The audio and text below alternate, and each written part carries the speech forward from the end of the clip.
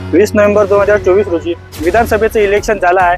तर आपण कडमेश्वराच्या नागरिकांना विचारूया की त्यांचं मत काय आहे, की कोण निवडून येणार. तुला काय वाटते, कोण निवडून येणार? आशिष देशमुख साहेब यायला पाहिजे निवडून. आपल्याला परिवर्तनाची गरज आहे कडमेश्वर सावनेर विधानसभा क्षेत्र. म्हणून माझी इच्छा अशी आहे की यायलाच पाहिजे आणि भरपूर लोकांचं मत आहे असं. कोण निवडून येणार? पंजा येणार. काय वाटते तुम्हाला, कोण निवडून येणार? बीजेपीचा माहोल आहे, बीजेपी येईन बा असं वाटते. त्यांना काय फायदा होणार का लाडकी बहीण योजनेचा?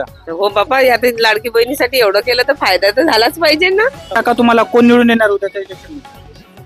सांगितलं ना यावर. यांचं असं मत आहे की पंजा निवडून येणार, की कोण निवडून येणार? आशिष देशमुख. काका तुम्हाला काय वाटते की कोण निवडून येणार?